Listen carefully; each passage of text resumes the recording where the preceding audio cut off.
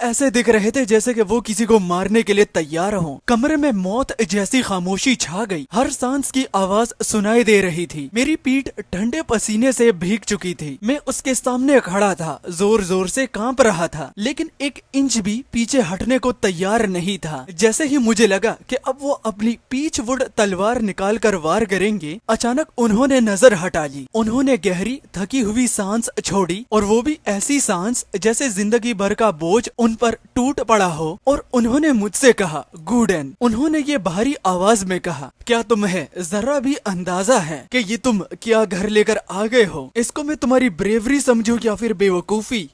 क्योंकि किस मुसीबत में तुमने खुद को डाल दिया है। मैंने मुश्किल से अपना थूक निकला। मेरी आवाज कांप रही थी और मैंने दादाजी से कहा, दादाजी वो बुरी नहीं है, वो जख्मी है। दादाजी गुस्से में बोल पड़े, तुम्हें जरा भी पता नहीं है कि ये क्या है? और उन्होंने मुझे बताया कि ये एक स्पिरिट स्नेक है जो ड्रैगन एसेंशन की कोशिश कर रही है। क्या तुम्हें पता भी है कि स्वेलोंग गांव क्या है? और फिर मुझे अपने गांव के बारे में पता चला कि ये एक ड्रैगन लॉकिंग अरे का आंक है। कोई ड्रैगन भी यहाँ सीधा इंटर नहीं कर सकता। जैसे ही ये यहाँ आई, सील कमजोर होने लगी। अगर ये टूट गया तो आसपास के सारे लोग उसके साथ जिंदा दफन हो जाएंगे। मैं जम गया और धीरे से मुड़कर उस लड़की की तरफ देखा। वो मेरे पीछे से बाहर आई और सीधा दादाजी की आंखों में देखने लगी, वो भी बिना किसी डर के। शिनसुई 12th जनरेशन गार्डियन, लड़के से झूठ बोलना बंद करो। तुम मुझसे बेहतर जानते हो कि ये अरे असल में क्या बंद करके रखा है, और मैं इसे तोड़ने नहीं आई, मैं इसको मजबूत करने आई हूँ। लेकिन तुमने पूरी जिंदगी इस जगह की हिफाजत की, और तुम्हें ये भी नहीं पता चला कि कोई इसकी बुनियाद के साथ छेड़छाड़ कर रहा है। ये सुनते ही दादाजी के चेहरे का रंग तुरंत बदल गया। उन्होंने उसे घूर कर देखा और कहने लगे, तुमने क्या कहा? वो एकदम आगे बढ़ी, उसकी आवाज बर्फ जैसी ठंडी हो गई और उसने कहा, मैं ब्लैक ड्रैगन माउंटेन पर ड्रैगन कॉर्प्स के पास असेंड कर रही थी, तभी किसी ने मेरे कोर को छेड़ दिया, और उस आदमी में गार्डियन का खून था। चिन परिवार ही आखिरी गार्डियन ब्लड लाइन है। तो बताओ तुम्हारे अलावा और कौन है जिसके पास ये खून हो सकता है? दादाजी लड़खड़ा गए और उनकी पाइप हाथ से छूटकर जमीन पर गिर गई। वो उस लड़के को घूरते रहे। उनके चेहरे पर इमोशंस का तूफान था। काफी देर की खामोशी के बाद वो धीरे से बोले, ये नामुमकिन है। टाउन गार्डियन का ब्लड लाइन हर पीढ़ी में सिर्फ एक ही लड़के को मिलता है। मेरे पिता के पास सिर्फ मैं था, और मेरे पास गुडन का बाप था, और गुडन के बाप के पास सिर्फ गुडन है। हम तीन के अलावा किसी और के पास चून ब्लड लाइन नहीं हो सकता।